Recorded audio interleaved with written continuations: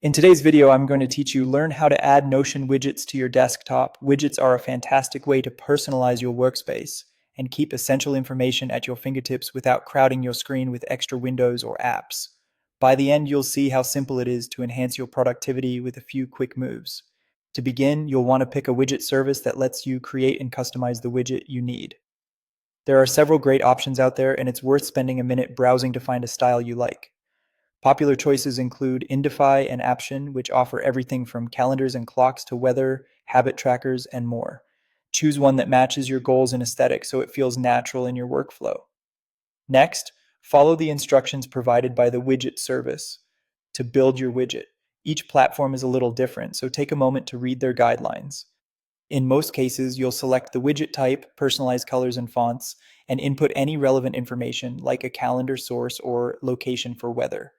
When you're done, the platform will generate a unique embed link. Copy that link, you'll need it in a moment. Now open the Notion page where you want the widget to live. This could be a project hub, a personal dashboard, or a home page you check daily.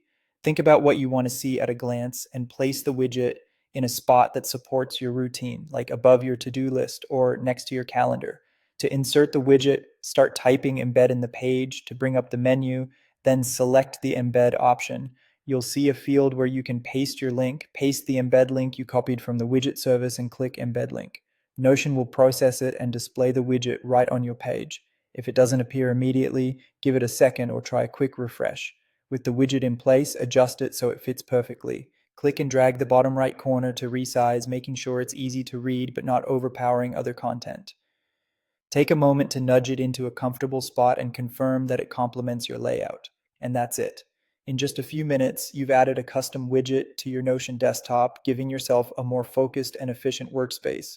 Explore different widgets, experiment with styles, and fine-tune your setup until it feels just right. If you found this tutorial helpful, don't forget to like this video and subscribe to my channel for more Notion tips and tutorials.